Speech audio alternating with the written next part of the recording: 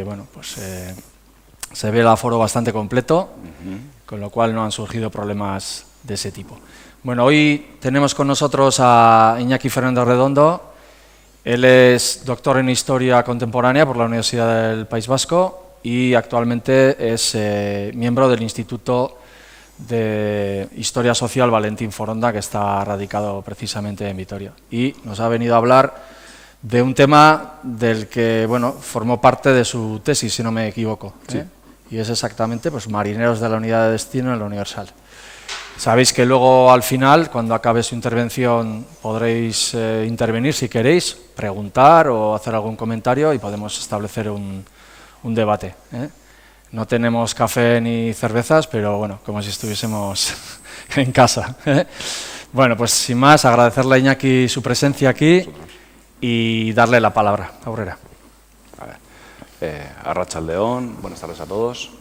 Bueno, quizás antes de empezar con la materia, lo primero de todo, los obligados, pero no por ellos menos sinceros agradecimientos. Álvaro, gracias por la presentación. A la Asociación de Historia de Guipúzcoa, Miguel de Aramburu, en primer lugar, por organizar este ciclo de conferencias y además, ya en la parte que me toca, por haber pensado que yo podía aportar algo de interés al mismo. Entonces, mi agradecimiento al personal de sala de la Coldo Michelena, que también ha hecho que esto sea posible, que esté todo a punto para la charla. Y ya por último, a todos los que estáis hoy aquí, esta tarde, en este día tan de agosto que tenemos en pleno octubre. Y nada, pues muchas gracias por vuestro interés y por vuestra asistencia. Efectivamente, ha tenido la asociación un poder de convocatoria magnífico. Nada, dicho esto, pues efectivamente voy a hablar un poquito sobre el fascismo en Guipúzcoa, principalmente sobre su principal manifestación orgánica, que fue Falange Española de las Jons, Falange Española de las Juntas de Ofensiva Nacional Sindicalista, después de su fusión, ¿no? Primero Falange Española y después con las Jons.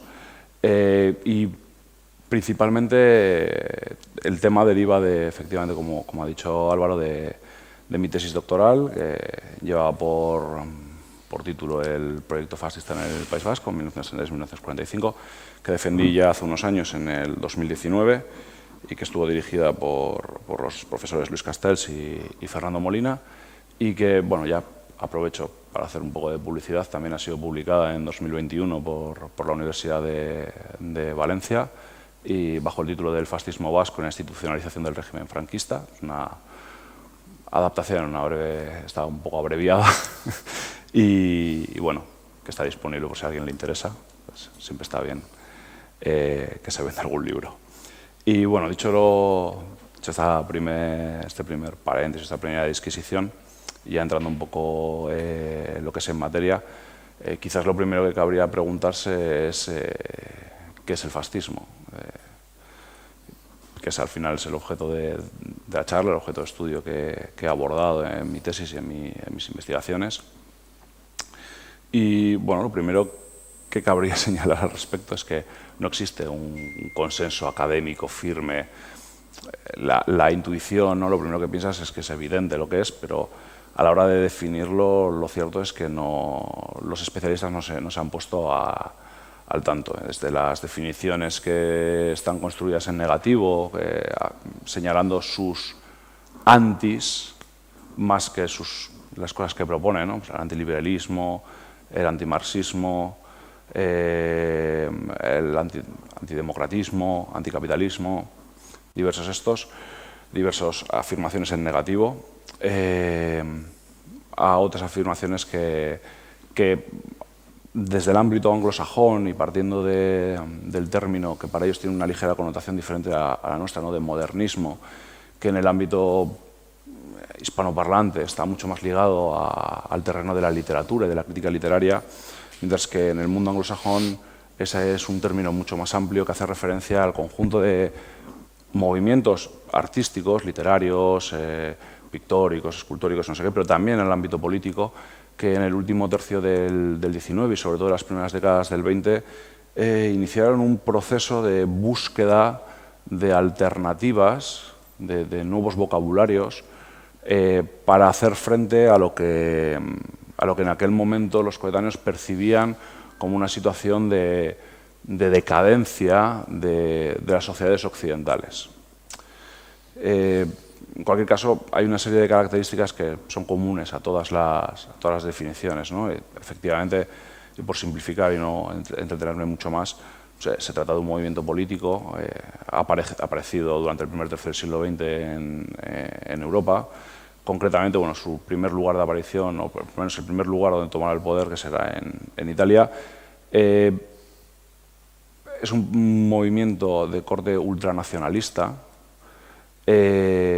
palingenésico en esa medida de que busca un nuevo nacimiento de la sociedad y de la nación para sacarla de esa situación terminal en la que creían que se encontraba, y en la que la violencia y la formación de una milicia o de un grupo, de una rama paramilitar dentro del partido para llevar a cabo esa limpieza y depuración del cuerpo social y del cuerpo nacional ocupaba un lugar de primer plano, ¿no? La sanación de la nación mediante la violencia, mediante la eliminación de los elementos enfermos, que tiene mucho que ver también con esa retórica higienista y cientifista que se estaba implantando desde las últimas décadas del siglo XIX.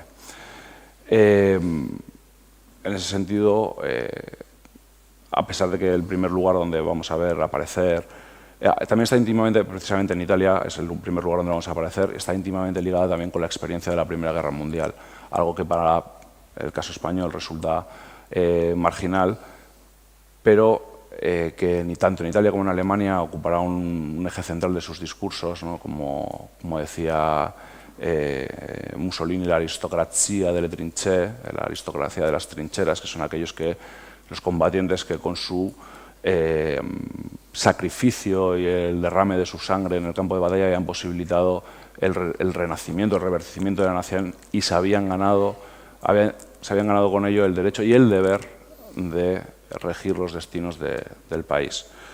Pero bueno, en cualquier caso, a partir de la marcha su Roma, de la toma de Roma y de la toma del poder por parte del Partido Fascista Italiano, del PNF, irradiará una imagen de fascinación y de atracción sobre todos los movimientos conservadores más radicalizados que existían en ese momento a lo largo de los diferentes países europeos.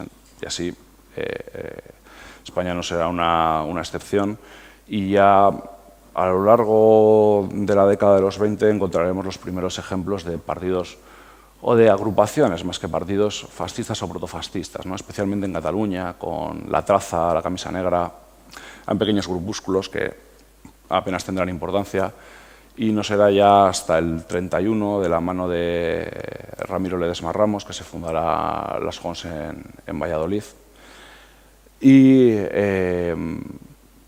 tendremos que esperar hasta el 33 para que aparezca Falange Española, y hasta el 34 para que ambas organizaciones se fusionen. En cualquier caso, y para centrarnos un poco más ya en el objeto de la charla, todo este contexto general, ¿qué plasmación tiene, ¿no?, a nivel regional, provincial? Bien, en el caso a pesar de que sé que la intervención está centrada en el caso de Guipúzcoa, es inevitable que haga referencia a lo que ocurre en las otras dos provincias vascas, porque vamos a ver cómo hay a pesar de las diferencias que existen, sí hay un recorrido en cierta medida paralelo. Las primeras menciones que vamos a encontrar, curiosamente, es en el lugar donde el partido, tanto Falange como Jons, van a tener una implantación, un arraigo y una implantación más débil, que es el caso de Álava. Paradójicamente es en el primer lugar donde encontramos referencias. Pero bueno, es a finales de 1933, cuando reparten una serie de octavillas un grupo de estudiantes de la capital alavesa, pero prácticamente no tienen más actividad que eso, ya está bien entrado prácticamente en 1936. En el caso de Vizcaya tenemos constancia de la existencia de las Jons. Hay un grupo de jonsistas muy activos que se dedican básicamente a hacer propaganda y a mantener encuentros callejeros derivados de la venta de prensa, como veremos, es uno de los elementos que va a agrupar los incidentes violentos, ¿no? Va a ser el núcleo a partir del cual se produzca la violencia. Y en el caso de Guipúzcoa no vamos a encontrar esa, o yo por lo menos no lo he encontrado, sospecho que no se llegó a fundar, no se llegaron a fundar las JONS en la provincia, y las primeras noticias que vamos a tener vamos a decir, en la medida en la que ya hay una organización asentada y estable, será en septiembre del 34, cuando el día 9 un grupo capitaneado por Manuel Carrión, que en aquel momento era el jefe local del partido aquí en Donosti, hacen un reparto de octavillas propagandísticas en la playa de Ondarreta, y eso degenerará en un encuentro violento con jóvenes nacionalistas y izquierdistas, como la terminología de la época, que se encontraban por la zona y que se enfrentaron al pequeño grupo de falangistas que estaban repartiendo las octavillas. Esto, que podría ser un incidente como tantos dentro de esa dinámica de brutalización de la política que se produjo durante la Segunda República, la verdad es que resultó bastante más trágica, puesto que 2 días más tarde Manuel Carrión fue asesinado cuando estaba saliendo y ahora me tengo que remitir a otra figura muy importante dentro de la falange guipuzcoana, cuando salía del despacho de arquitecto, del estudio de arquitecto de José Manuel Aizpurúa, había un grupo de pistoleros esperándole, que abrieron fuego contra él, acabando con su vida. Esto, por cierto, y ahora regreso sobre Aizpurúa, dio lugar al único caso que conocemos, o que conozco, vamos, y que seguramente que se produjo en territorio vasco, de esa espiral de acción-represión o de atentado y revancha, puesto que otros 2 días más tarde fue asesinado aquí en Donosti el que fuese director de seguridad durante el primer bienio republicano, Manuel Andrés. Para ello fue una acción de los falangistas locales, de su organización de la primera línea, aquellos que estaban dedicados al ejercicio de la violencia política, con ayuda de pistoleros de falange reclutados en otras provincias. De hecho, entre los que fueron detenidos por esta acción encontramos, por ejemplo, a Adrián Irusta, que poco después estaría también implicado en los sucesos de Aznalcóllar en Sevilla, que fue una racia que lanzó el partido desde Sevilla a la localidad y en la que se produjeron 2 muertos. O sea, había ya un grupo de gente que estaba dedicado de manera casi exclusiva, financiado por el partido, al ejercicio de la violencia o al escuadrismo. La figura a la que estaba haciendo referencia anteriormente, José Manuel Aizpurúa, sin duda constituye el punto de referencia de la falange en Guipúzcoa durante la etapa republicana. Fue su primer jefe provincial, no el único, pero fue su primer jefe provincial, consejero nacional de falange a nivel efectivamente nacional, jefe nacional de prensa y propaganda, conocido arquitecto vinculado a la vanguardia, autor del edificio del Club Náutico que está aquí en La Concha, y adscrito al movimiento racionalista. Y con él también tuvieron una importancia fundamental en la articulación, por lo menos del ambiente intelectual ligado a la falange en la provincia, la Sociedad Artístico-Cultural GU, que entre otros miembros, aparte de Aizpurúa, contaba con Juan Cabanas Erauskin, también miembro de la Delegación Nacional de Prensa y Propaganda, autor de la cabecera del diario Arriba, de Falange Española. Contaríamos también con el músico Juan Tellería, o con otras gentes que no tenían nada que ver ya con Falange, pero estaban dentro, como La Sagaste, el pintor, o Joaquín Lagarde, que también era arquitecto y pintor, y que se dedicaron a dinamizar la vida cultural de la ciudad para adaptarla a esos nuevos tiempos que se estaban produciendo, y efectivamente en la que la búsqueda de esos nuevos vocabularios de expresión artística se compaginó en su caso con la búsqueda de nuevos proyectos políticos para adaptarse a ese proceso de cambio, a ese proceso de modernización que desde las primeras, sobre todo desde el cambio de siglo, ¿no? Pero podríamos rastrearlo de manera anterior, se estaba produciendo al calor del proceso de industrialización y la llegada de una incipiente pero cada vez más palpable sociedad de masas. Todo esto es interesante porque efectivamente va a estar muy ligado con el carácter que va a tener el partido en Guipúzcoa, y no solo en Guipúzcoa, sino también en las otras dos provincias, tanto en Vizcaya como en Álava. Es que es un partido de implantación, podría decir, casi estrictamente urbano. No va a tener asiento en ningún otro lugar que no sean las capitales y localidades de su entorno de naturaleza principalmente industrial. En el caso de Vitoria, efectivamente, va a estar circunscrito a Vitoria. En el caso de Vizcaya, contaron con organizaciones en Bilbao, en Portugalete, en Baracaldo, en Getxo, mientras que aquí tendrán asiento en la capital, en Donosti, en Irún, en Eibar y en Tolosa. Son los únicos sitios en los que llegaron a establecer jefaturas, organizaciones, digamos, ¿no? Manifestaciones orgánicas, antes del golpe de Estado y del estallido de la guerra, ¿no?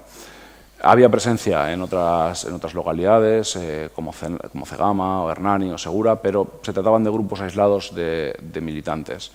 Nunca llegaron a constituirse en jefaturas y, por ejemplo, de hecho, en el mismo caso de Cegama se trataba de un caso que podríamos ligar prácticamente en exclusiva a una familia que esté relacionada con el músico Tellería, los Arrizabalaga, o sea que estamos hablando de una cosa muy minoritaria. De hecho, todo el partido exactamente igual que lo que se produjo en el resto de España era una expresión minoritaria.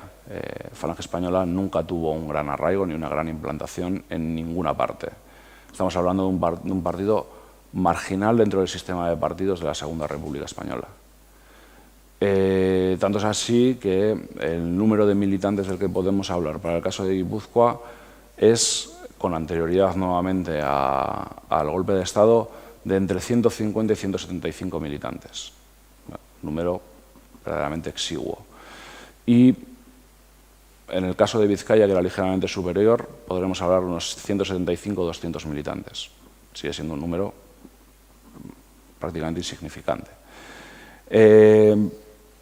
A la hora de caracterizar al partido en su aspecto, vamos a decir, sociológico, lo que puede llamar la atención es, como hemos dicho, en primer lugar, el carácter urbano de la organización y su carácter mesocrático. Era un partido de clases medias. El grupo socioprofesional más importante que tuvo entre su militancia eran los estudiantes. De hecho, por ejemplo, en el caso alavés, los estudiantes suponían el 75% del total de su militancia. Aquí en Guipúzcoa es un número bastante más reducido, andará en torno al 40%, una cosa así, pero seguía siendo una parte, como estoy diciendo, prácticamente la mitad, sin llegar a ella, pero sigue siendo un número muy importante dentro de la base del partido. Otro grupo muy importante dentro del partido eran los profesionales liberales, que proveyeron buena parte de los cuadros de mando del partido. José Manuel Ezpura, que era arquitecto, Luis Prado era abogado, este tipo de gente que ya habían recibido una formación intelectual sólida, intelectual y profesional sólida, y tenían un carácter de una mayor madurez, no se trataba de chavales, son los que ocuparán las posiciones de liderazgo dentro del partido. Asimismo, luego también los empleados, es una categoría un poco abstracta, un poco cajón desastre, ¿no?, para hablar de todos aquellos que no trabajaban por cuenta propia, sino que trabajaban por otros. Pero empleados de carácter urbano, principalmente oficinistas, contables, ese tipo de sectores son también los que van a constituir parte de la médula del partido. Junto con todo ello, claro, resalta la extrema juventud del partido. Si no me equivoco, tengo por aquí los datos. La edad media del partido era de 25 años. Esa era la edad media de su militancia en Guipúzcoa. Tres cuartas partes de sus militantes tenían menos de 30 años, o sea, el 75%. Era un partido extremadamente joven. Y Guipúzcoa es la provincia que se sitúa en el medio. En el caso de Álava es todavía más extremo, mientras que en el caso de Vizcaya es un poquito superior, pero la edad media es de 27 años. O sea, en cualquiera de los casos estamos hablando de un partido extremadamente joven que tiene una mística y una retórica con una capacidad de atracción especialmente dirigida a los sectores más jóvenes. Y de hecho, no solo a los sectores más jóvenes, sino a un sector muy específico del que voy a hablar, y es a lo que hago referencia con lo que está ahí escrito en la presentación de la tradición liberal. Efectivamente, ligado a ese carácter de partido muy vinculado al modernismo, al proceso de modernización, de aparición de una sociedad de masas, a los cambios sociales que se estaban produciendo, y que encuentra arraigo especialmente en los núcleos urbanos, la procedencia, digamos, ideológica, incluso a nivel familiar de sus militantes, se encuentra en la tradición liberal, en el monarquismo, en el liberalismo dinástico. Es muy extraño encontrar elementos de Falange procedentes del tradicionalismo. Existen casos, pero son muy minoritarios. Prácticamente todos proceden del liberalismo, del monarquismo, concretamente del monarquismo dinástico, del monarquismo alfonsino, que efectivamente a lo largo de estos años ha experimentado y está experimentando un proceso de radicalización creciente, de radicalización y de fascistización, que le aproximará al fascismo, a Falange Española, y constituirá a sus sectores más jóvenes en uno de los principales centros de reclutamiento para Falange Española. Esto también está relacionado con que efectivamente el tradicionalismo, el nacionalismo vasco proceden de un mundo, de una tradición política completamente diversa de la del tradicionalismo, de la del fascismo. El fascismo es un fenómeno moderno, mientras que los presupuestos políticos de los que parte el nacionalismo y el tradicionalismo proceden del antiguo régimen. Son mundos que no encajan bien. Entonces, va a ser difícil para Falange Española, para el fascismo español en suma, atraer gente procedente de esas tradiciones políticas. Esto es otro de los motivos por los que apenas va a encontrar asiento en el interior de las provincias, en el mundo rural, dominado precisamente por este tipo de tradiciones políticas. Que por otra parte, también, especialmente en el caso del tradicionalismo, también cortarán las posibilidades de crecimiento en la medida en la que, siendo ambos alternativas, siendo dos partidos, tanto Falange como Unión Tradicionalista, movimientos antisistema, en la medida en la que están opuestos a la Segunda República, la inmensa mayoría de la población optará por, dentro de militar en este campo, por el tradicionalismo, que tiene una potencialidad numérica, una imbricación con la tradición cultural de la provincia muchísimo mayor.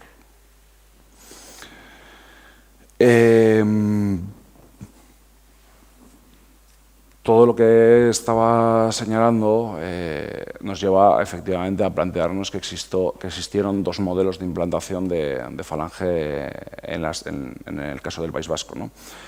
Por un lado, las provincias costeras de Vizcaya y de Guipúzcoa, donde el partido tendrá un mayor desarrollo, mayor número de militantes, entre los 150, 165 de Guipúzcoa hasta los 200 de Vizcaya, comparado con los 45 más o menos de Álava. Además, tanto en Vizcaya como en Guipúzcoa, el partido rebasó el ámbito de la capital, implantándose en otras localidades, cosa que en el caso alavés no se produjo, y además tuvo un mayor desarrollo orgánico, con la aparición de los diversos servicios de Falange. Sabemos que existió tanto la sección femenina, dirigida por la hermana de José Manuel Aizpurúa, de Teresa Aizpurúa. Lamentablemente apenas ha generado documentación o información que podamos rastrear. Sabemos muy poquito sobre cuál fue su actividad. presuntamente se limitaría a labores propagandísticas y al apoyo o al socorro a sus correligionarios masculinos. Como no podía ser de otra manera, en un partido con ese marcado carácter juvenil, con la presencia de tantos estudiantes, también se fundó el SEU. En este caso, en las 3 provincias. Es el único servicio que se fundó en Álava. Así como una sección de las CONS, de la Central Obrera Nacional Sindicalista, que en el caso de Guipúzcoa estuvo dirigida por José Francisco Puente, un joven protésico dental, si no me acuerdo, que se dedicaba a hacer prótesis dentales, que desplegaron, la verdad es que desplegaron para sus posibilidades una intensa campaña de captación entre los ambientes obreros de Donosti, lamentablemente para ellos, sin apenas éxito. Esto lo sabemos porque el número de militantes de procedencia, digamos, obrera o de jornaleros urbanos, bueno, jornaleros industriales, metalúrgicos, no sé qué, todo este tipo de categorías profesionales no rebasaba el 10% de la militancia total. Entonces, estamos hablando de 14, 15, 16 militantes de esa procedencia. No, apenas tuvieron éxito en ese esfuerzo de captación de una verdadera base popular. Un último elemento que merece la pena mencionar y destacar de la actividad de Falange durante la Segunda República es precisamente la compleja relación que va a establecer con ese nicho privilegiado de reclutamiento que señalaba anteriormente, que era el monarquismo alfonsino. Especialmente en virtud de ese proceso de radicalización y de fascistación que va a experimentar el monarquismo alfonsino, que le va a aproximar extraordinariamente a Falange. Pero que al mismo tiempo supone un gran peligro para Falange en la medida en la que puede quedar instrumentalizada por el monarquismo, que era una tradición política mucho más asentada, numéricamente también exigua, pero con una tradición mucho mayor y con una capacidad financiera y una influencia muy superior. Desde el primer momento el monarquismo alfonsino va a financiar a Falange Española, con la intención de que se constituya en el brazo armado contrarrevolucionario, que plante cara en el espacio público a movimiento obrero, sindicatos y a la creciente agitación que se está planteando en la calle. Claro, la capacidad de atracción del fascismo sobre el monarquismo alfonsino se va a ver especialmente circunscrito a sus sectores más jóvenes. Los miembros de mayor edad van a ser prácticamente impermeables a esta atracción fascista. Podrán adaptar ciertos elementos externos, pero siempre mantendrán la vigencia de un proyecto político independiente.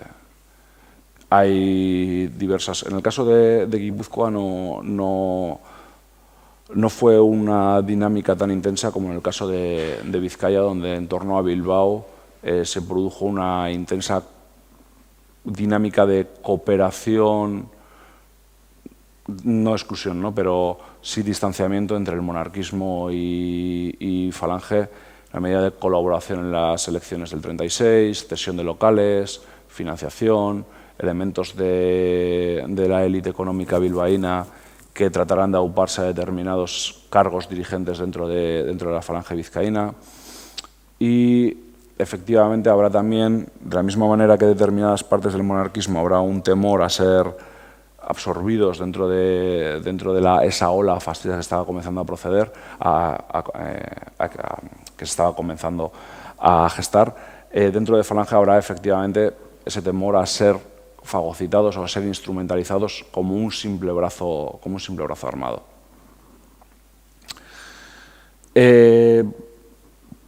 Por hacer muy brevemente un breve recorrido, ¿no?, por la actividad del partido, lo primero que hay que tener en cuenta es que, teniendo en cuenta el número de militantes, 150, 175, esta fue por fuerza limitada. Y su eje principal fue los intentos de captación de nuevos afiliados, propaganda y venta de periódicos. Esta venta de periódicos y las acciones proselitistas fueron las que dieron lugar al mayor número de enfrentamientos violentos que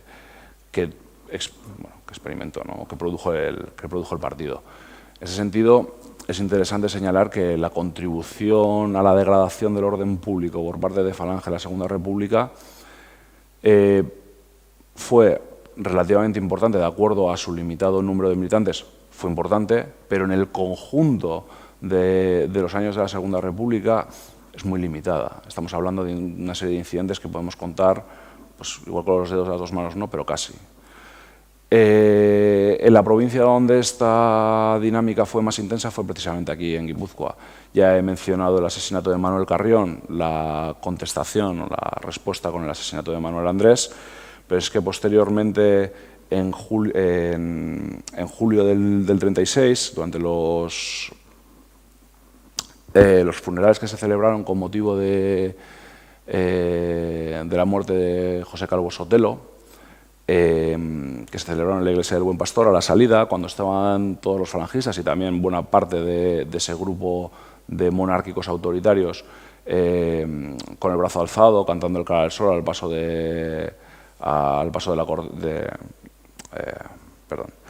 la colectiva de la corte fúnebre, desde los soportales de enfrente, donde ya les estaban esperando un grupo de personas armadas, abrieron fuego, lo cual fue contestado, acabó generando aquello en un pequeño tiroteo, y hubo una víctima mortal, Manuel Banús, un estudiante de 17 años afiliado a Falange Española, cuya figura posteriormente será apropiada, instrumentalizada de manera propagandística por parte del régimen, del Partido Único y del régimen. Una vez señalado esto, aparte de la influencia que tuvo en la degradación del orden público, que, como decía, podríamos resumirlo proporcionalmente a su presencia numérica es importante, pero de cara al conjunto de los años republicanos es significante o muy limitada. Las actividades del partido durante el 36 se orientarán a la preparación paramilitar de sus miembros, con vistas a un alzamiento, a un golpe contra la República, y efectivamente desde el primer momento se sumarán a los diferentes contactos y conspiraciones que se conformarán y que acabarán conduciendo al golpe de Estado, ¿no? En esto tendrá un papel importante Luis Prado, que en aquel momento era jefe provincial, así como Miguel Leoz, que era teniente de artillería, afiliado a la Falange, y que se encontraba destinado a los cuarteles de Loyola. Claro,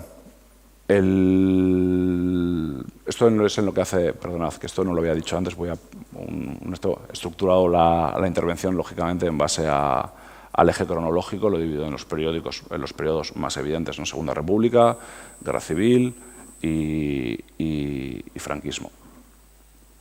Claro, una vez producido el golpe de Estado y como consecuencia del fracaso del mismo, los enfrentamientos que acabarán conduciendo a lo que será una guerra que durará 3 años,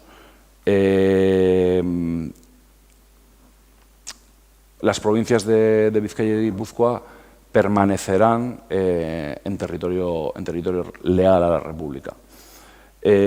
Esto ocasiona, claro, que durante la guerra los fenómenos más importantes en los que se va a ver implicada Falange sean, por una parte, el ejercicio de la violencia o la formación de unidades de combate, de milicias para el frente. Claro, en este caso, en el caso de Guipúzcoa y de Vizcaya, antes que ejercer la violencia, van a sufrirla. Van a ser,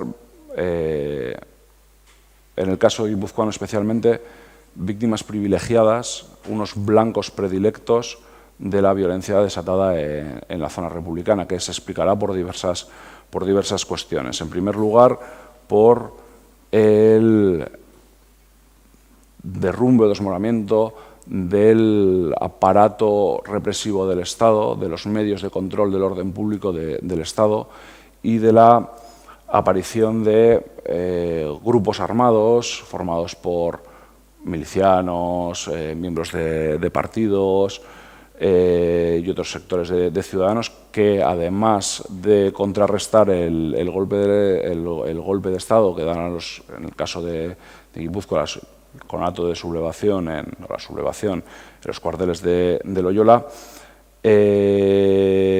también aprovecharán la situación para, en la medida de lo posible, legitimar y hacerse con una base de poder suficiente para, con vistas a en un futuro, poder llevar a cabo sus proyectos políticos particulares.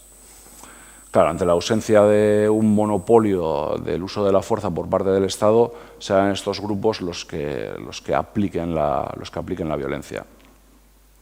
En el caso de Guipúzcoa, estos episodios de violencia se concentraron en episodios de sacas de la cárcel, la más importante de la misma en Ondarreta en la noche del 28 al 29 de julio del 36, después de que fuesen allí trasladados los militares insurrectos de los cuarteles de Loyola, y en los cuales se presentó un grupo de milicianos con una orden firmada por el comisario de guerra, Jesús Larrañaga, para trasladar a esos presos, pero en vez de trasladarlos se llevaron a 54 de ellos, 41 de los cuales eran militares, o sea, el grueso de ellos eran de los militares sublevados en los cuarteles, y los fusilaron. Ello, además, provocó una airada réplica por parte del Partido Nacionalista Vasco, que publicará una nota de condena y moverá al resto de los miembros de la Junta de Defensa de Guipúzcoa a publicar otra nota, que al final se aprobó la moción de condena, pero la nota no se llegó a publicar. 2 días más tarde de este incidente también tendrá otro lugar otra saca importante. Lo que pasa es que en este caso tiene lugar en Tolosa, donde son sacados por la noche 14 tradicionalistas que se encontraban allí detenidos, trasladados aquí a San Sebastián y fusilados.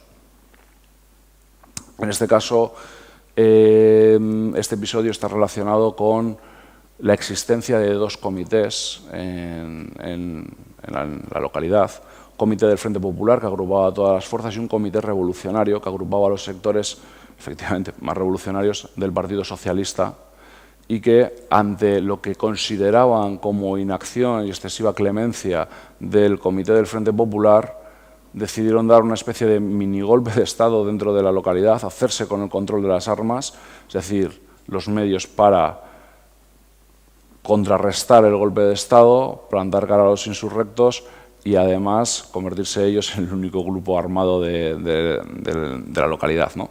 Y, efectivamente, en este sentido, como modo de ganar legitimidad, en un momento de guerra, de sublevación, más que de guerra, que quizás habría que esperar unos días para poder hablar de ello, ¿no? El hecho de contrarrestar el desafío golpista era un elemento de primer orden para legitimar la instalación de una base de poder propia. Y es por eso que, efectivamente, deciden sacar de la prisión a un grupo de presos, llevarlos y traerlos aquí y fusilarlos. Y los otros episodios más importantes de fusilamientos tienen lugar en el fuerte de Guadalupe, cuando ya a inicios de septiembre del 36 las tropas sublevadas todavía, antes de decir franquistas, que sería algo anacrónico, están empezando a tomar ya Hondarribia, Irún, tienen que salir en retirada, y antes de salir en retirada proceden al fusilamiento de buena parte, no todos, de buena parte de los presos que se encontraban en el fuerte. En ese sentido, esta dinámica de hundimiento de los resortes de control del orden público del Estado, proliferación de micropoderes armados, con proyectos revolucionarios propios, los que va a posibilitar este estallido de violencia. Ese estallido de violencia, efectivamente, va a tener 2 ejes, uno político y otro social. Se va a dirigir contra los enemigos políticos y también contra las categorías sociales que consideraban que no iban a tener lugar dentro de la sociedad del futuro. Efectivamente, el golpe de Estado supone un punto de cesura, ¿no? Se abre un periodo nuevo, pero la violencia que se va a producir no se genera ex novo, sino que tiene unas raíces profundas que devienen de la Segunda República, incluso de años anteriores de la dictadura de Primo de Rivera o de la propia Restauración. No es infrecuente que sean asesinados miembros que hayan ocupado cargos durante la dictadura de Primo de Rivera, que hayan sido señalados durante la Segunda República en la prensa izquierdista como explotadores, maltratadores de obreros. Es algo efectivamente habitual en el que en un proceso de construcción social de su rol como víctimas ya han sido previamente excluidos de la comunidad conformada por aquellos que se han opuesto al golpe de Estado. En este sentido, efectivamente, los miembros de Falange van a constituir un blanco predilecto en la medida en la que suponen la máxima expresión de eso a lo que se están oponiendo, ¿no? Simplemente son los fascistas. Pero es que además han tenido una implicación, a pesar de su corto número, una implicación importante en el deterioro del orden público y han tenido diversos incidentes violentos con aquellos que ahora están ejerciendo la violencia. En este caso, serán rápidamente buscados y neutralizados, además de que se habían sumado entusiastamente al intento de golpe de Estado. 39 falangistas fueron asesinados en este momento, en los escasos 2 meses en los que Guipúzcoa permanece dentro del bando leal, por así decirlo, a la República. De esos 39, solo 2 tuvieron un proceso judicial previo y solo uno de ellos había sido condenado a muerte. Proporcionalmente, a pesar de lo exiguo de los números, es la organización política, proporcionalmente, la organización política de derechas o adicta al golpe de Estado que con mayor impacto va a sufrir la violencia republicana. Esto supone que el partido quede prácticamente diezmado y hay un elemento cualitativo aún más importante, y es que la práctica totalidad de sus cuadros de mando han sido asesinados. Ha quedado descabezada la organización. Parece que quitando a José Francisco Puente, que os he mencionado antes, que estaba organizando las CONS, Víctor Manuel Rubio del SEU y Miguel Rivilla, que había sido secretario provincial, si no me equivoco, o secretario local, todos los demás miembros que han ocupado cargos directivos serán asesinados en este momento.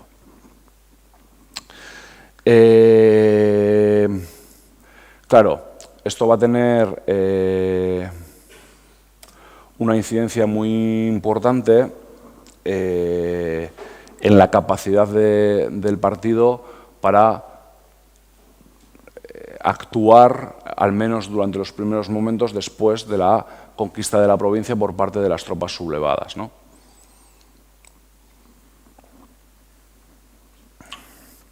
En la medida en la que, para septiembre quizás todavía no, pero ya se empieza a vislumbrar que el golpe ha fracasado, que a pesar de que se está intentando avanzar sobre Madrid, las operaciones no están teniendo el éxito, las operaciones militares no están teniendo el éxito deseado y que, aunque todavía no es una certeza, se empieza a vislumbrar la posibilidad de que todo degenere en una guerra. Una de las principales inquietudes o uno de los principales esfuerzos que se va a producir en la retaguardia, en estos momentos todavía sublevada, dentro de poco ya franquista, cuando en octubre Franco sea nombrado jefe del Estado, es la organización de milicias, de unidades de combate para enviar al frente.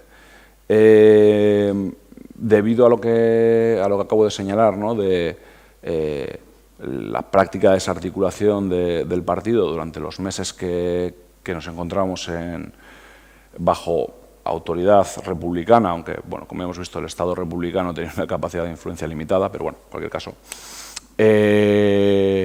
los esfuerzos de Falange para organizar una unidad de combate van a tener un éxito muy limitado.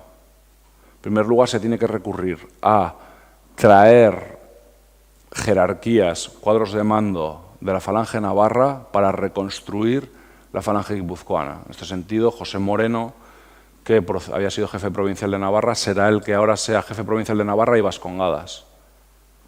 Lucio Arrieta, jefe local de Pamplona, va a ser el que ocupe la jefatura provincial de Guipúzcoa. Y van a ser ellos los que desempeñen esa labor de reconstrucción.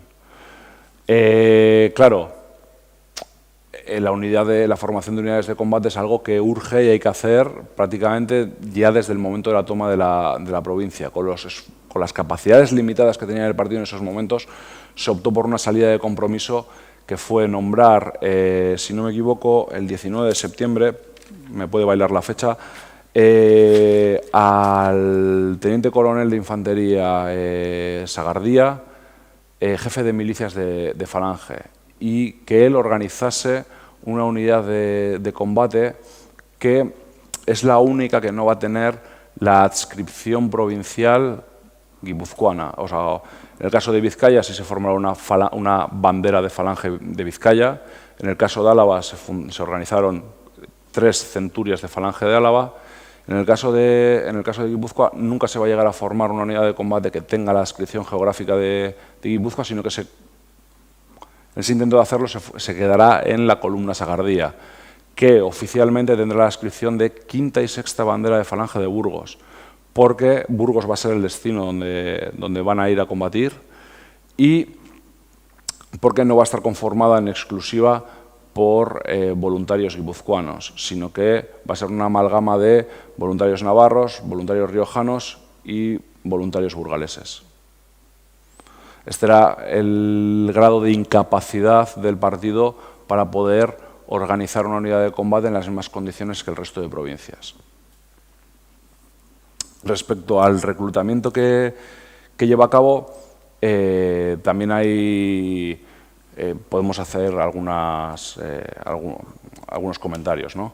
Efectivamente nos vamos a encontrar con la implantación casi, en este caso, más mitigada, porque el partido, lógicamente, una vez que la provincia ha sido reconquistada por las tropas sublevadas, va a sufrir un momento de expansión por la provincia, llegando al ámbito rural, pero aún así el reclutamiento de voluntarios nuevamente va a ser centrado sobre todo en los núcleos urbanos. De hecho, si no me equivoco, tenía por aquí apuntado, San Sebastián supone el 40% del total de los voluntarios de los voluntarios guipuzcoanos de la columna Sagardía. Y junto a Hondarribia, Irún, Pasajes, Rentería, Hernani e Irún suponen el 75% de los voluntarios. O sea, su capacidad de penetración en la provincia continúa siendo extremadamente limitada. En total hubo 320 voluntarios, un número es el menor número de las 3 provincias vascas, es menor que el número de voluntarios que hubo en Álava, que fueron 450 aproximadamente, y muy inferior al número de voluntarios que encontraremos en Vizcaya, que rondó los 1000. Todo esto en un momento en el que las unidades que van a canalizar el apoyo de guerra al esfuerzo sublevado van a ser los requetes de tradicionalistas. Entonces, los elementos que tradicionalmente se han achacado, con los que se ha caracterizado a esa recluta de voluntarios por parte de Falange Española, fue su carácter de refugio para evitar o al menos mitigar la violencia franquista, y el carácter de emboscados, en la medida en la que se usaba esa milicia para desempeñar puestos en la segunda línea, en la retaguardia, y evitar tener que ir al frente. Estas afirmaciones tienen una base de verdad, como suele ser habitual, pero no son adecuadas para caracterizar al total del fenómeno de reclutamiento. En realidad, los elementos de izquierdas que se alistaron dentro de la unidad fueron muy limitados. Estamos hablando de unos números que rondan los 10 individuos, una cosa así, que hayan sido reconocidos como tales, que los filtros del partido identificasen como tales. Eso no quiere decir que no hubiese más, lógicamente tenía que haber más, especialmente si tenemos en cuenta los lugares donde Falange hizo su reclutamiento, que eran todos ámbitos urbanos e industriales.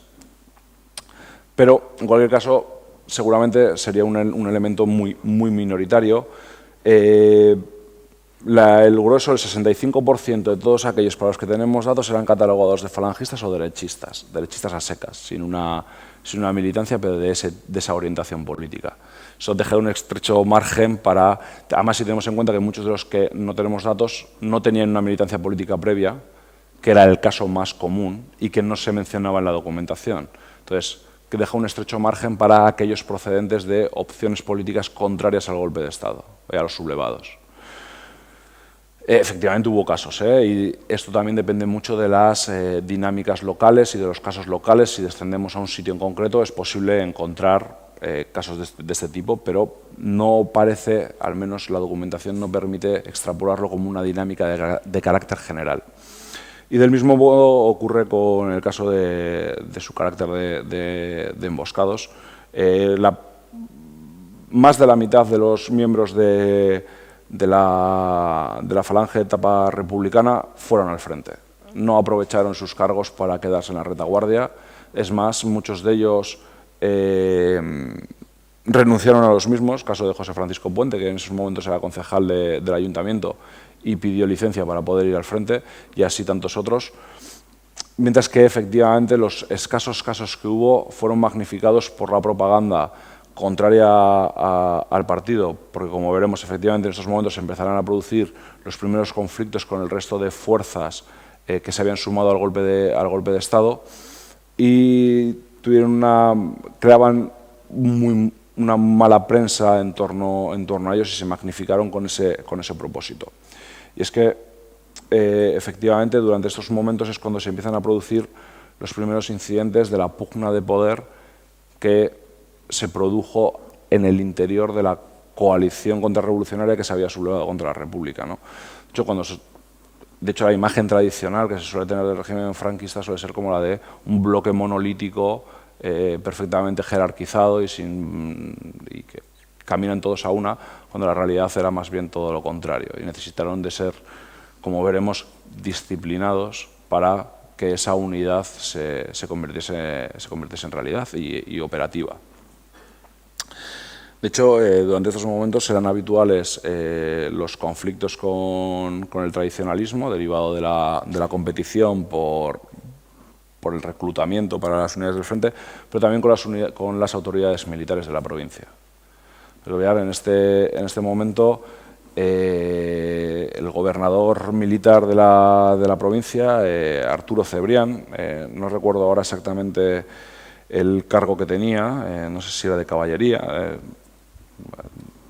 no me acuerdo luego si no lo puedo comprobar, mantendrá diferentes roces con Lucio Arrieta, en aquel momento jefe provincial, a cuenta de diferentes cuestiones. En primer lugar, bueno, quizás voy a hacer un pequeño inciso. Aparte de esto, es que también hay que tener en cuenta el papel que estaba jugando en estos momentos el tradicionalismo como principal fuerza de la derecha provincial.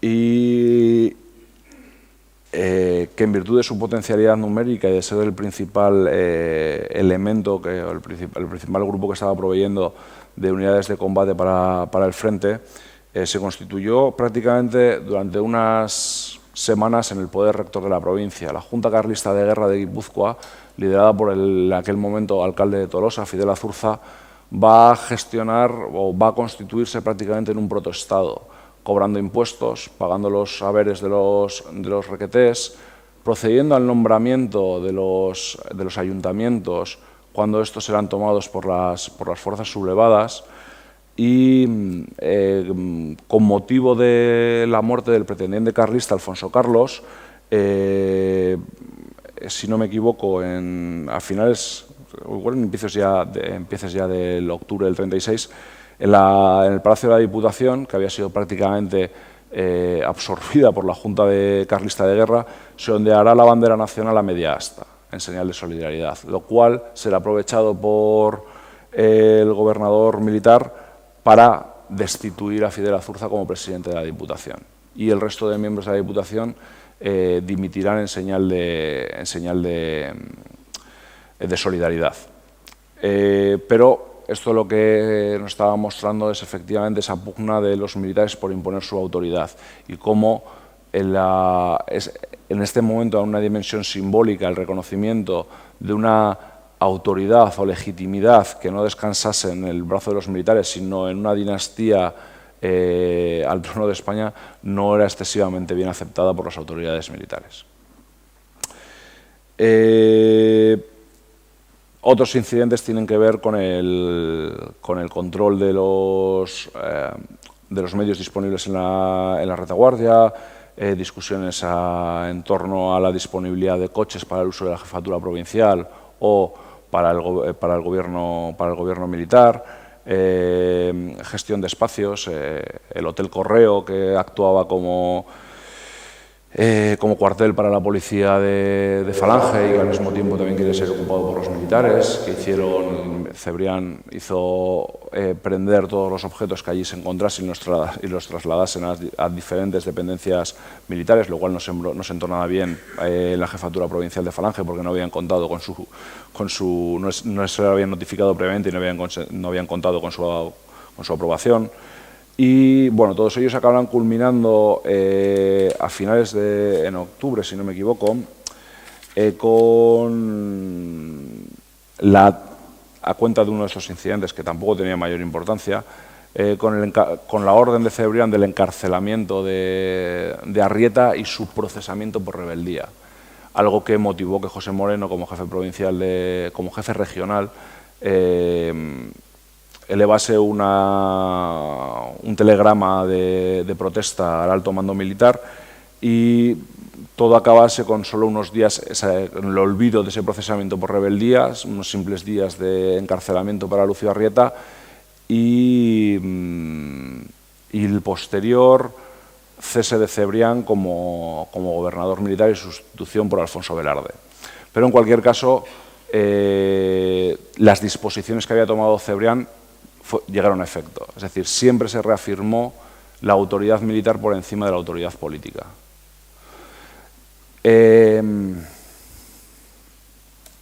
Todo esto, y vale, estoy rondando ya los 55 minutos, me voy a dar un poco de prisa. Claro, todo esto es relevante en la medida en la que va a ser la pauta, la dinámica general además, que culminará con el proceso de unificación de las fuerzas políticas que habían secundado el golpe de Estado en un partido único, además constituido desde arriba por decreto del general Franco.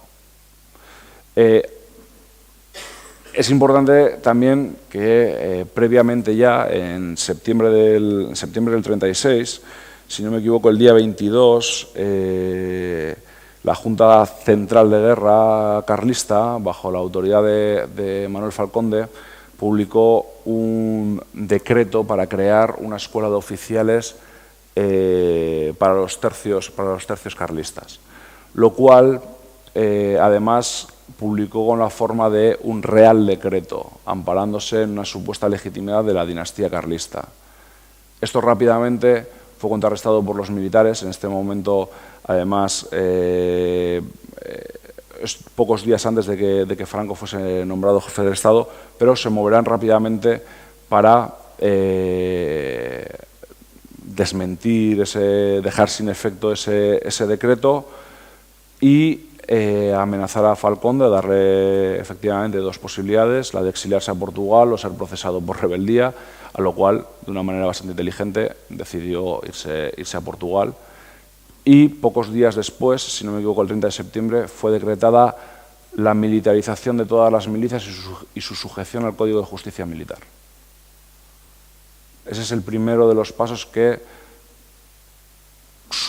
el primer paso importante para el asentamiento definitivo de la autoridad militar en la zona sublevada, que tendrá su contrapartida poco tiempo después en el decreto de unificación de las fuerzas políticas, que tendrá lugar a través del decreto de unificación de 19 de abril del 37 y que, a pesar de llevar gestándose tiempo, tendrá como pretexto los sucesos que se han producido en Salamanca durante el tercer Consejo Nacional de Falange Española, en el cual se tenía que elegir un nuevo jefe nacional ante el hecho de que José Antonio Primo de Rivera, que había sido el jefe nacional hasta el momento, se encontraba detenido en zona republicana y ahora mismo estoy dudando, creo que hasta para estos momentos creo que ya había sido fusilado. Entonces, en ese congreso nacional que tiene lugar en Salamanca, acabará estallando la violencia entre las dos corrientes que se habían implementado dentro de Falange, que competían por el liderazgo, que anteriormente se habían llegado a una solución de compromiso con una junta de mando provisional, una especie de triunvirato, pero que Hedilla había extralimitado para ir adquiriendo cada vez más una situación de preeminencia. En cualquier caso, ese congreso acabará a tiros en las calles de Salamanca, entre el sector legitimista de Aznar, la hermana Pilar Primo de Rivera y el sector encabezado por Hedilla. Y esa situación, además, en esa situación, Hedilla contará con el apoyo explícito de Franco, que mandará detener a los miembros de la otra corriente falangista, en la creencia de que de esta manera contaría con una figura de liderazgo dentro de Falange que fuese más proclive a una futura unificación que ya tenía decidida y que de hecho publicará 2 días más tarde. Lo que pasa es que al enterarse Hedilla no le hace especial gracia, manda una serie de emisarios a las diferentes jefaturas provinciales para recabar apoyos. Entre ellos está Lamberto de los Santos Jalón, que pasará por Navarra, Logroño, Álava y Guipúzcoa, y solo encontrará un cierto apoyo aquí, en la jefatura que en aquel momento estaba dirigida por Aniceto Ruiz Castillejos, también procedente de la Falange Navarra, y el jefe del servicio de información, que era un militar, por cierto, curiosamente, Jesús Chamorro. Claro, hay que tener en cuenta las circunstancias que estaba comentando previamente de los enfrentamientos que habían tenido con la autoridad militar local, que habían acabado en el encarcelamiento e intento de procesamiento del anterior jefe provincial, para darse cuenta que el ambiente en la provincia estaba bastante caldeado. Después de una breve discusión, de un breve debate, ¿no?, en torno a lo que se podía hacer, cuál era la mejor manera de mostrar su apoyo a Hedilla como una medida de oposición a ese decreto de oposición, se deciden organizar dos manifestaciones, una aquí en Donosti y otra en Irún, en la que se hará desfilar a las mujeres de la sección femenina y a los chavales de las organizaciones juveniles detrás de una manifestación con un retrato de Hedilla y en el que pusiese "Viva Franco y viva Hedilla". Era una expresión muy moderada de oposición y siempre tratando de mantener esa idea de acatamiento de la autoridad militar, pero afirmación de un proyecto propio. De todas maneras, de poco les sirvió, porque en cuanto el gobernador militar Alfonso Velarde se enteró, dio orden de disolución de la manifestación, cosa que se produjo sin mayores incidentes. Y en los siguientes días serán detenidos todos los organizadores, que acabarán siendo procesados y juzgados por rebelión militar junto a Manuel Hedilla y condenados ¿cuándo? Ahora estoy dudando exactamente de la fecha, pero fueron condenados junto a Hedilla a muerte en junio del 37, o sea, apenas 2 meses después, serán condenados junto a Hedilla a pena de muerte, que será conmutada, pero en cualquier caso Castillejos permanecerá en la cárcel hasta 1940 y Chamorro hasta 1943.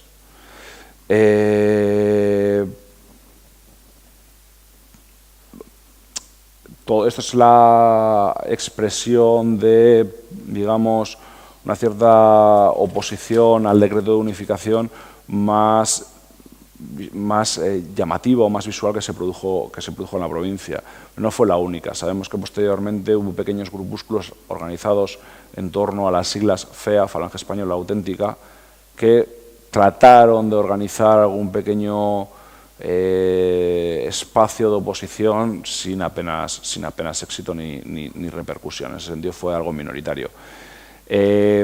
Claro, aquí el principal problema en la provincia y la cuestión que más preocupaba a las autoridades militares y a lo que ahora ya sí podemos llamar régimen franquista, no era la actitud de los falangistas, que al final eran muy poquitos y no les importaban a nadie, en ese sentido, en su capacidad de influencia dentro de la provincia, sino que ocurría con el tradicionalismo, que era el movimiento que tenía un verdadero apoyo popular.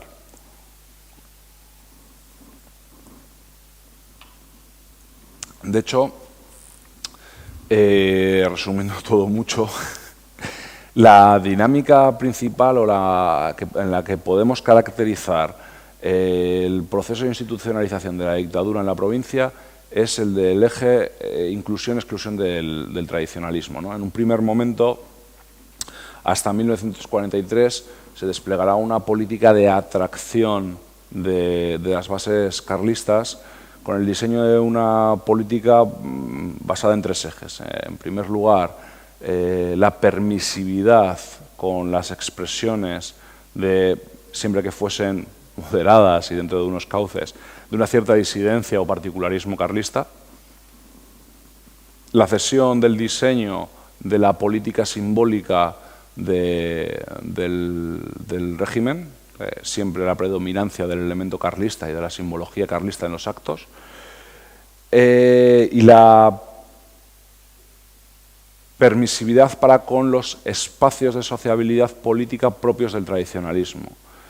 En vez de obligarles a que esos centros, como debería de ser, pasasen a ser parte del partido único, se les permitía seguir operando bajo la forma de entidades privadas, pero que sabían perfectamente que se trataba de entidades políticas o de espacios para la sociabilidad política de los tradicionalistas. El ejemplo más claro al respecto es el caso del Círculo España, aquí en Donosti, que tanto el Ayuntamiento como el Gobierno Civil permitirá que continúe actuando hasta 1943, cuando esta política vaya a cambiar, a pesar de conocerse que era un reducto de particularismo, como decían en aquel momento, de particularismo tradicionalista en el que no dejaban entrar a falangistas. Esta política de intentar atraer e integrar al tradicionalismo dentro del régimen va a fracasar, y el propio régimen será consciente y cambiará la misma a partir de 1943. Hay diferentes motivos para explicar este fracaso, pero efectivamente podemos señalar cómo el tradicionalismo se sentía desplazado dentro del partido único. No, un partido construido sobre los moldes, digamos, organizativos y sobre todo en su apariencia simbólica externa de corte fascista, algo que el tradicionalismo no llevaba especialmente bien. Se sintieron también desplazados en el reparto de cargos de poder dentro del partido. Las únicas provincias en las que va a haber jefes provinciales tradicionalistas van a ser las 3 provincias vascas, y no eran las únicas en las que eran el grupo mayoritario. Y hay otro elemento que supondrá la rápida desafección del tradicionalismo, y es que después de la caída de Vizcaya en junio del 37, las diputaciones tienen que gestionar la abolición del concierto económico y su transformación en diputaciones provinciales.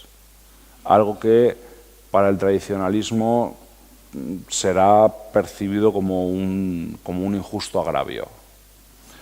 Y pasará desde el 37 hasta el 42 intentando que sea restablecido dentro de los cauces del régimen. El último intento será el de Fernando Aramburu como presidente de la Diputación de Guipúzcoa. Fernando Aramburu era un capitán de Tercio de Requetés, que había sido nombrado en esta política de intento de atracción de figuras, de atracción del carlismo al régimen, ¿no?, a través del nombramiento de figuras de cierto renombre para las instituciones, y que contaba con el respaldo de gente importante como el propio Serrano Suñer. Pero claro, esto va a coincidir también con los atentados de Begoña del 42 en Bilbao, y todo este proyecto va a quedar en nada, no va a poder continuar adelante, y el propio Aramburu dimitirá como presidente de la Diputación e iniciará un distanciamiento evidente del régimen, ¿no? Todo esto conducirá a que en el 43 esta política sea cambiada con el nuevo jefe provincial, que además también ocupará el cargo de gobernador civil, Luis Rodríguez Miguel, que comenzarán a desplegar ya, ahora sí, una política de represión de las muestras de disenso por parte del tradicionalismo. Ya no vamos a encontrar esas figuras de relieve tradicionalistas en los cargos públicos. Encontraremos figuras de segundo plano que no tienen tanto problema en aceptarlos, pero las figuras de relieve de la provincia no las volveremos a encontrar, y el diseño de la política simbólica pasará a estar muchísimo más acorde con la unificación, ya no tendrá esa preponderancia del componente simbólico tradicionalista, y se acabará con los espacios propios del tradicionalismo, empezando por ese Círculo de España que les comentaba anteriormente.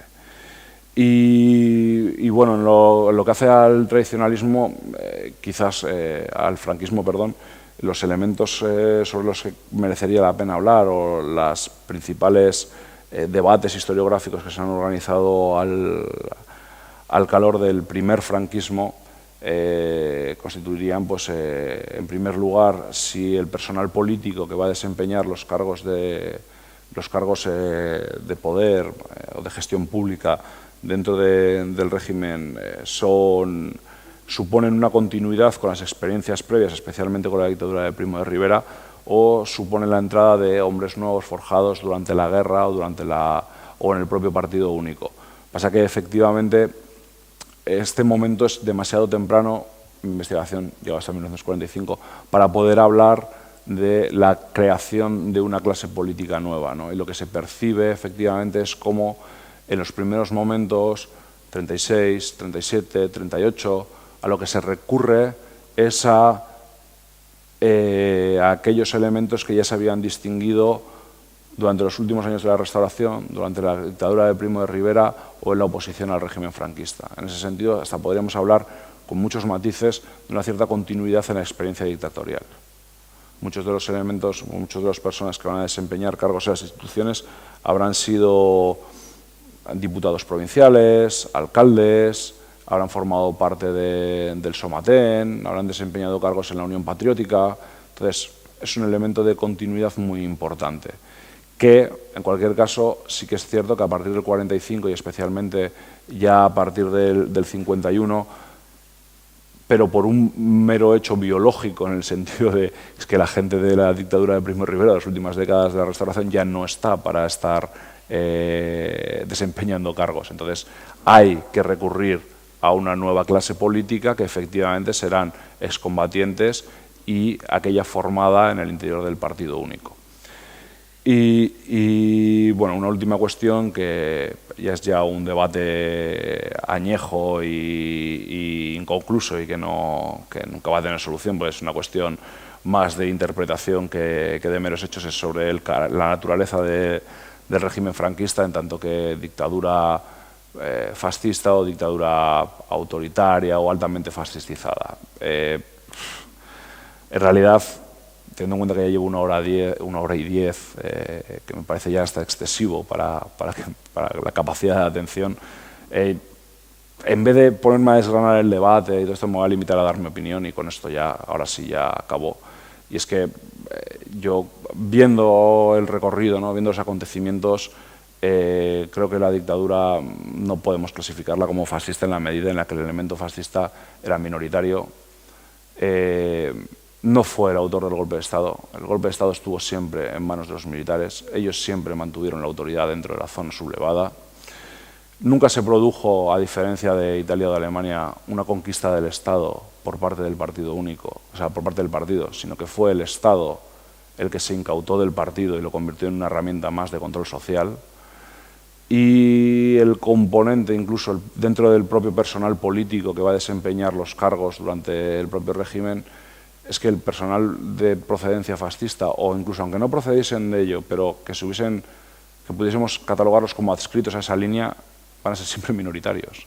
En ese sentido, es muy difícil hablar de política fascista. Evidentemente tendrá un componente fascista muy elevado hasta 1941, con la crisis de gobierno, cuando Serrano Suñer va a dejar de ser ministro de Interior, todavía más a partir del 42, después de los sucesos de Begoña, y todavía más a partir del 45, cuando el eje se ha definitivamente derrotado en la Segunda Guerra Mundial, y ese elemento fascista sea un elemento de incomodidad de cara al ambiente internacional y que tendrá que ir siendo cada vez más limado y dirigiendo la dictadura hacia otra cosa.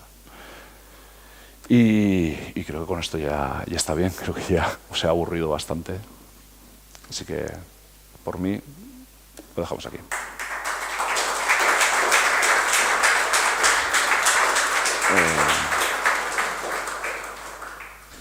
Bueno, ahora ha llegado el turno de si queréis formular algún comentario, alguna pregunta, podríamos establecer un debate. No sé si hay alguien que se anima, si no yo romperé el hielo. Bueno, pues rompo yo el hielo y luego a ver si se anima alguien. Tranquilo. Sí. No, la pregunta era, has hablado de que la raigambre que tenía la falange en Guipúzcoa, en las provincias vascas, era bastante pequeña. Has hablado del orden de 175 en Guipúzcoa, no sé si 200 y pico en Vizcaya. Sí, más o menos. Una vez que el territorio es conquistado, durante la Guerra Civil, ¿hubo más adhesiones y esas adhesiones fueron, digamos, por voluntad propia o obligados? Esa pregunta es muy complicada de responder y me explico, es muy difícil. En primer lugar, vamos a intentar ser un poco más ordenado en la respuesta. Sí, fue siempre, por lo menos en época republicana, una experiencia marginal. Estamos hablando de eso, 175, 200 en el mejor de los casos, afiliados en la provincia. A diferencia de lo que ocurre en otras provincias, donde se detecta un crecimiento bastante fuerte a partir de las elecciones de febrero del 36, ese crecimiento, en el caso de Vizcaya sí que se produce con más intensidad, de todas maneras no al nivel de otras provincias, pero en Guipúzcoa y en Álava no se da. Claro, esto tiene que ver también con que en buena medida este crecimiento en las otras provincias estuvo producido por el paso en masa de las juventudes de Acción Popular a Falange, mientras que aquí las juventudes de Acción Popular eran minoritarias también. Entonces no se podía producir ese crecimiento porque no hubo ese trasvase. Ese crecimiento se va a producir con posterioridad al golpe de Estado y al inicio de la guerra. ¿Cuánta cuantía tuvo? Pues no lo sabemos porque no se han conservado listados de afiliados. Entonces no sabemos exactamente cuántos militantes había, pero el crecimiento tuvo que ser espectacular hasta alcanzar algunos miles. Claro, estamos multiplicando la militancia casi por 100. Entonces, el crecimiento, no tanto por 100, no, pero vamos, quiero decir que hemos pasado de un número muy alto de militantes en comparación con lo que había anteriormente. Ahora, ¿en qué grado fue eso por voluntad propia? Claro, aquí se entremezclan un montón de factores que además no siempre son excluyentes entre sí. Es decir, porque puede medir, claro, alguien que se inscribe por, yo qué sé, por medro o por mayores posibilidades de crecimiento profesional. Sí, la erótica del poder, digamos. O la erótica del poder, o por múltiples motivos. Eso es por voluntad propia también, ¿no? Entonces, claro, ¿dónde trazamos esa línea entre fue voluntario o no solo voluntario, ¿no? O, quiero decir, por decirlo así sinceramente, ¿no? Entusiasta o sincero. Es muy complicado de decir, es difícil de saber. Hombre, es verdad que, previamente, si partimos de lo que sabemos a ciencia cierta, es que durante la Segunda República, un partido con 200 militantes en la provincia. Una experiencia marginal. Porque si no he entendido mal, has dicho que en el momento que es ocupado Guipúzcoa, fueron al frente, se reclutaron 300 o 320, sí. O sea que 320, en principio parece que eso también fue un efecto llamada, ¿no? Sí, no. Está claro que el estallido de la guerra, ¿no? Y del golpe de Estado, lógicamente, y no solo eso, sino también la experiencia de la violencia durante ese periodo de tiempo en el que queda en territorio republicano, claro, va a movilizar a todos los elementos que quizás anteriormente nunca se hubiesen metido en un partido como Falange Española, pero que esa experiencia de la violencia, del contexto de guerra, de la radicalización de los discursos evidente en un contexto bélico, les llevará a acabar en en partidos como Falange, y no solo en ellos, sino que además muchos de ellos, que son 320, en las unidades de combate, que es un paso todavía bastante más fuerte que meterse en un partido político. Claro.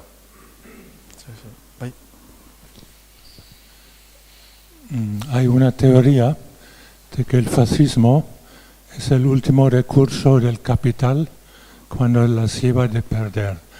Y has descrito muy bien que la Falange era una organización bastante militarizada.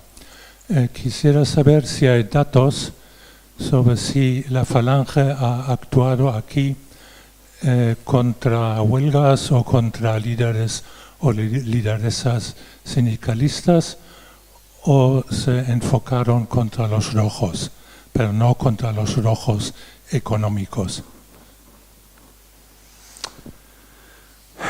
Claro, aquí tengo que volver un poco a la misma respuesta que has dado antes de la exigüidad numérica, ¿no? Esa exigüidad numérica no les va a permitir tampoco desarrollar unos planes de acción excesivamente ambiciosos. Ellos eran conscientes de sus posibilidades, en la medida en la que una organización tan exigua tampoco se podían plantear un despliegue de violencia. Claro, se van a convertir en el blanco de todas las organizaciones sindicales o de los partidos de izquierda que les superaban no amplia, sino amplísimamente en número. Entonces, claro, en esa medida no hay... la violencia que despliegan es principalmente reactiva, no ofensiva, pero por un sencillo motivo, no porque no quisiesen hacerlo, sino porque no podían. Entonces, claro, no hay, yo por lo menos no los he encontrado, no hay planes de eliminación de líderes sindicales, tal. De hecho, en el ámbito profesional o en el ámbito laboral lo que se van a dedicar más bien es a tratar de malograr huelgas trayendo trabajadores de fuera, llevando a sus propios afiliados para que trabajen, ese tipo de cosas, más que una campaña de violencia que no tenían posibilidades de llevar a cabo porque hubiesen sido barridos. Pero ya te digo que es más una cuestión de cálculo tacticista que de querencia o de voluntad. Simplemente no pueden llevarlo a cabo porque no pueden, porque no tienen números para hacerlo. Y la violencia va a estar principalmente eso, va a ser de carácter reactivo y va a estar vinculada especialmente a encuentros callejeros derivados de venta de prensa o de actos públicos, como el caso de los funerales por Calvo Sotelo. Ahí es donde se va a concentrar la violencia que ejecutó Falange durante la Segunda República.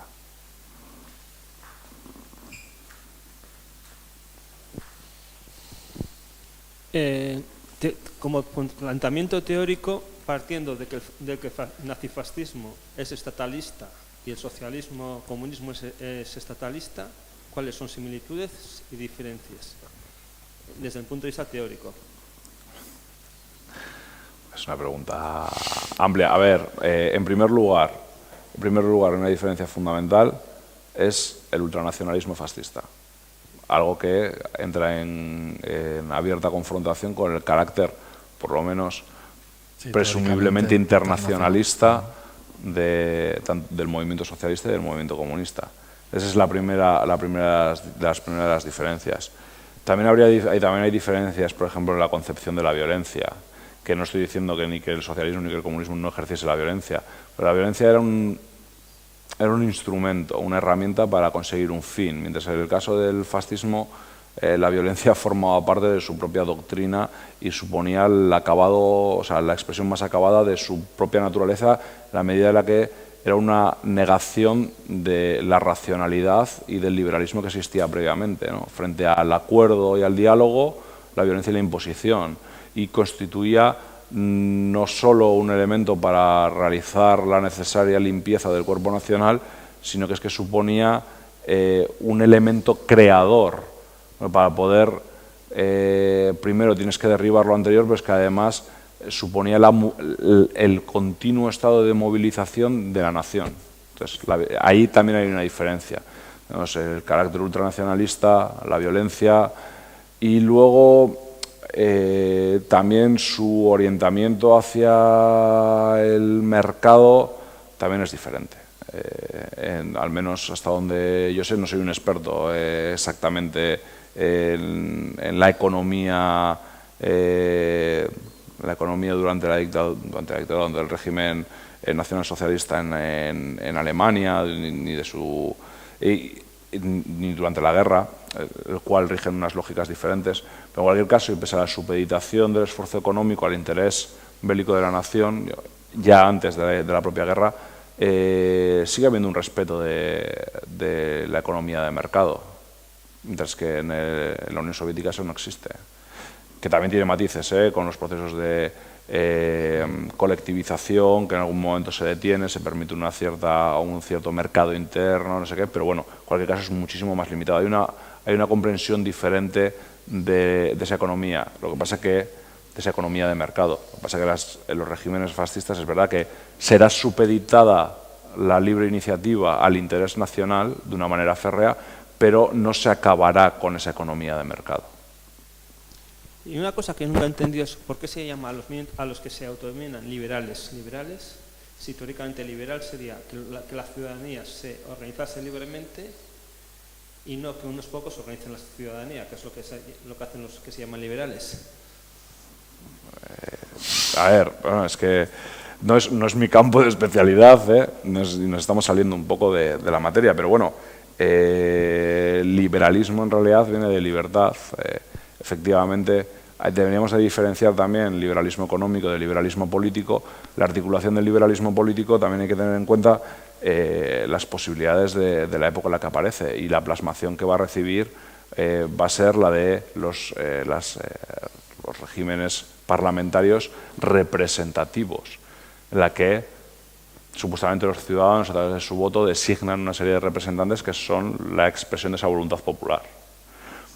Entonces, no se puede ser que en el caso de España 45 millones de personas estén en el Parlamento. Bueno, 45 millones de personas ahora, serían 20 y pico en el siglo XIX. Entonces, claro, de alguna manera hay que gestionar eso. ¿Cuál es? Pues la opción con la que se deriva es... El voto a un representante no es libertad, es dejar que unos pocos gobiernen, porque tendrías que ponerles unas normas a esos representantes y no poder salirse del guión.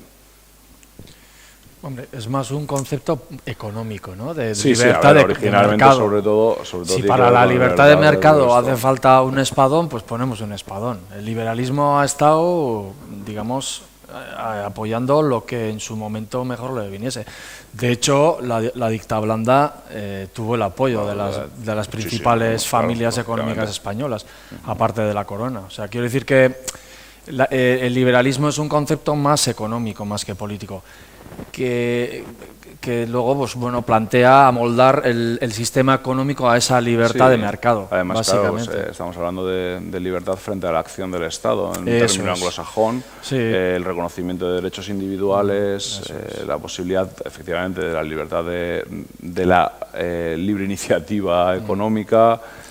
Frente a un Estado más paternalista, digamos, del antiguo régimen, el que era el que dictaba todas las normas del mercado, ellos dicen, no, aquí lo que hace falta es un libre mercado.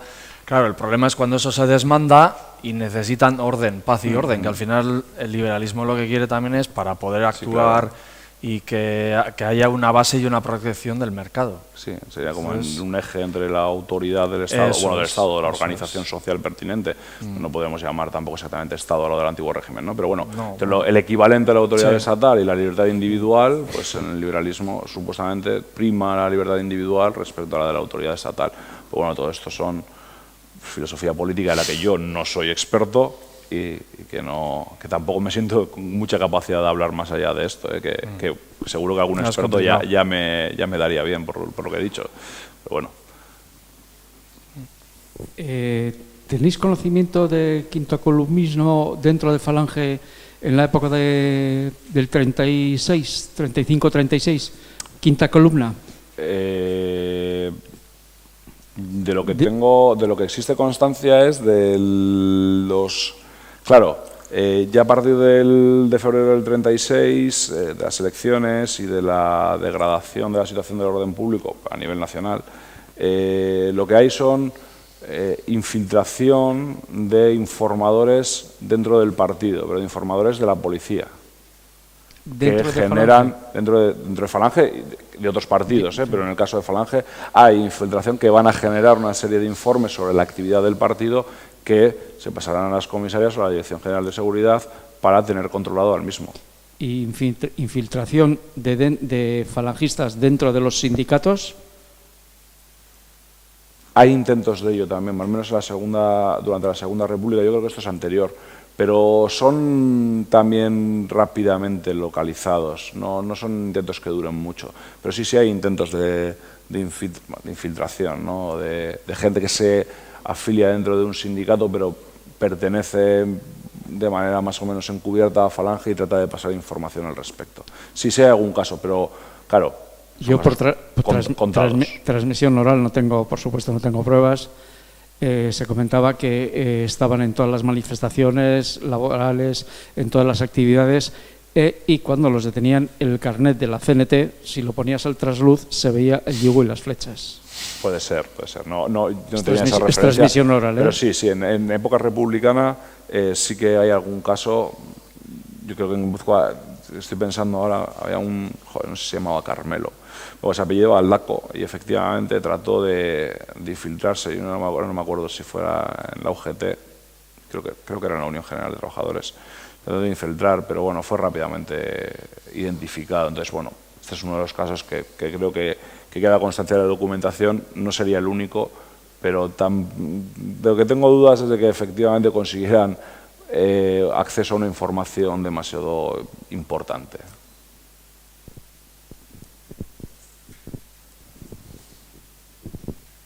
¿No fueron a Italia para informarse, para ver cómo era en tiempos de Mussolini, los de aquí, para ver? Sí, hay muchos contactos por eso con te quiero Italia. decir. Y claro, y Mussolini, él quería la Roma antigua, él adoraba toda la cultura romana, él quería ser un emperador. Y por eso, y claro, un imperio, fíjate hasta dónde llegaron los romanos en su tiempo. Entonces él empezó con África hasta Abisinia y claro, y aquí querían lo mismo, me supongo, ¿no? Sí, es que la idea de imperio es muy cara a todos esos fascismos. De hecho, claro, efectivamente en el caso de Mussolini, primero las campañas Libia, Abisinia, en los Balcanes, su participación, que no es menor en la propia Guerra Civil Española, son la nación que con diferencia, el Estado que con diferencia mayor participación tiene en la guerra. Si no recuerdo ahora mal, me parece que son 170.000 participantes los que llega a enviar, 170.000, no al mismo tiempo, sino a lo largo de la guerra, en el Corpo di Truppe Volontarie. Y efectivamente hay una voluntad manifiesta dentro del propio régimen fascista para influir, dirigir hacia sus intereses también la propia orientación del régimen franquista. Pero nunca se hace de una manera de la traslación directa de las instituciones del régimen fascista a la Italia, a la España franquista, sino que es más bien el intento de asesoramiento, de un proceso de convergencia a una autoridad central, la creación de un partido único, la unificación de las milicias. En ese sentido, una apuesta por un régimen muy autoritario, con una figura en su cabeza que pudiese ser, en este caso, el general Franco, una réplica en ese fenómeno, ¿no?, de caudillismo, en la misma medida que lo era Mussolini. Y en España, efectivamente, esa fascinación fascista por el imperio también se va a producir, pero se va a producir desde el primer momento, es decir, ya en época, incluso antes de época republicana. Los que van a ser articuladores de buena parte de la retórica y de la cultura política de Falange Española, y por ende del fascismo español, que se encuentran en la Escuela Romana del Pirineo, alrededor de la tertulia del Lion d'Or de Bilbao. Estoy pensando en Pedro Murlán Michelena, en Rafael Sánchez Mazas, en Ramón de Basterra. Ramón de Basterra va a morir antes, pero es el articulador de uno de los relatos principales que tienen que ver con el imperio, en la medida en la que aseveran que España es Claro, eran tipos fascinados por esa herencia civilizadora de Roma, todos con una estética neoclásica. De hecho, es que Basterra había sido agregado cultural en la embajada, ahora no recuerdo si en Roma o en el Vaticano, creo que en Roma. Y aseveraron eso, el papel de España como heredera de Roma en la tarea civilizadora a través del descubrimiento de la conquista de América y su evangelización. Y cómo ese papel, ese testigo que había tomado de Roma como elemento civilizador debía de volver a retomarse. Y para ellos siempre el momento de referencia va a ser el reinado de los reyes católicos. De ahí también, por ejemplo, el yugo y las flechas, toda esta retórica imperial. Incluso Carlos V era considerado rey de romanos. Claro, o sea, claro. Por eso se coronó en 1530 claro. en Roma. Y de manera paralela, como los fascistas italianos van a conmemorar el bimilenario de Roma, España se celebrará el milenario de Castilla. Sí. Es todo copiado. Sí, no, sí, claro. Es todo copiado de lo que era. Sí. Es todo copiado. O sea, Sí. Que no se han inventado nada. Sí, no hay nada inventado. En Alemania las camisas pardas. Sí, claro, y en Alemania camisas pardas y en muchos sitios, o sea, quiero decir, camisas azules, camisas verdes, hasta camisas plateadas ha habido. En diferentes países ha habido diferentes expresiones. Pasa que para ellos tampoco suponía ningún problema, O sea, quiero decir, lo consideraban como la plasmación nacional de un fenómeno transnacional, pero que tenía derivadas propias nacionales, no le suponía ninguna contradicción. Ya que ha salido el tema, es que me interesaba ¿Navarra puede ser un caso algo distinto? Sí. Navarra puede ser un caso algo distinto, eso me imagino. Al menos la relación no fue la falange con Mussolini, creo, me puedes corregir perfectamente. Yo creo que fueron los carlistas navarros que conectaron con Mussolini. Yo creo que hubo incluso un apoyo económico y formaciones paramilitares que ya se hacían en la época de la República, pero sobre todo en Navarra. Yo no sé si pudo influir o si resulta, no sé si no hubo una preferencia por Mussolini por los carlistas en vez de los falangistas. Pregunto, todo esto te pregunto. Pues en realidad no estoy seguro, desconozco el grado de ayuda, o sea, sí quiero decir, si tuvieses que hacer un desglose en términos económicos o de asesoramiento, no sé en cuál de las dos sería más abultada. En cualquier caso, desde la Italia fascista se financiaba a cualquier movimiento potencialmente desestabilizador de la Segunda República, en la medida de que siempre estaban buscando, en términos, vamos a decir, primero porque su propia ideología les movía hacia la externalización, ¿no? Hacia la difusión del fascismo para la instalación de una Europa fascista mucho más acorde con sus estos, pero es que además en términos geopolíticos la instalación de un régimen político más favorable a sus intereses que moderase la influencia francesa en el Mediterráneo occidental, la influencia británica, y que en cambio fuese una posible base de acciones para la región marina italiana.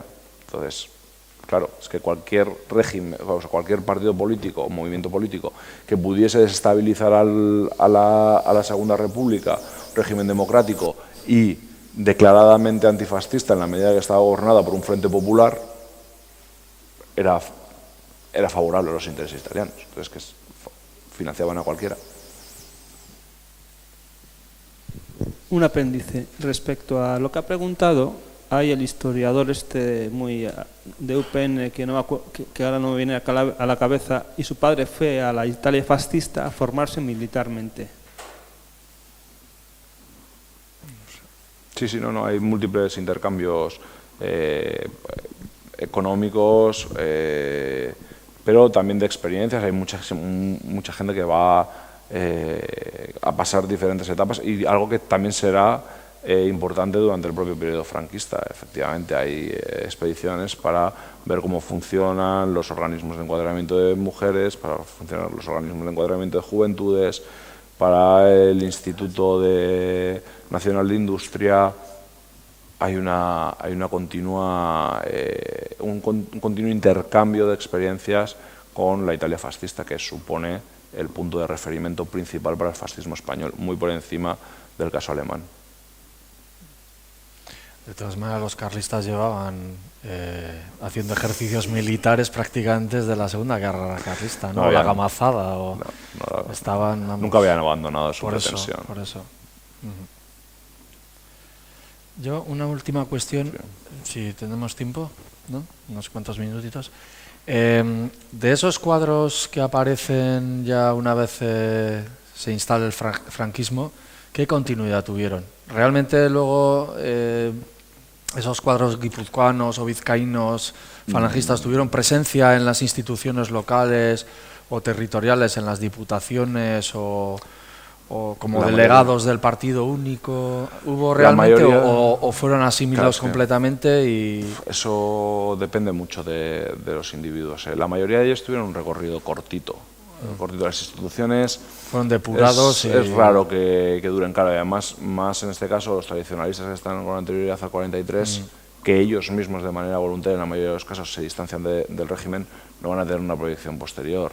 Que lo normal en esta época es que estén un año y medio, como mucho. Hay gente que está 4 meses. O sea, de hecho, por ejemplo, cuando nombran a Fidel Azurza jefe provincial, que tienen problemas para encontrar a alguien que quiera ser jefe provincial, y esto es un caso que yo no me lo había encontrado nunca y creo que para la época es verdaderamente extraño, las declaraciones que hacen en el periódico y que salen en el periódico en unidad, cabecera de Falange Española, es: me ha producido franco disgusto mi nombramiento como jefe provincial, he hecho todo lo posible para que nadie se acordase de mí.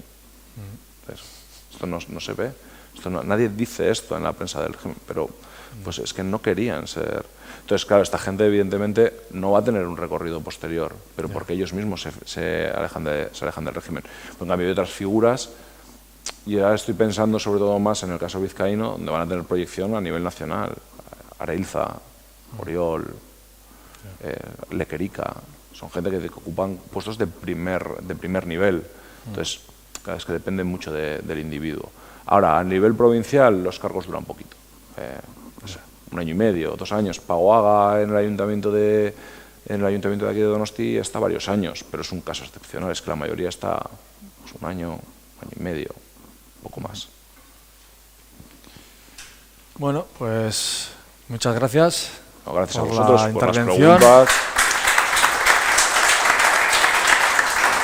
Y a vosotros también por vuestra presencia, y nada, invitaros a la siguiente, que será el mes que viene. Y bueno, supongo que os llegará la información, y si no, no sé si contamos con trípticos o algo. No, vale. Bueno. En la web, eso, sí, en la web. Vale, de acuerdo. Entonces, bueno, pues en la web podréis recabar la información de las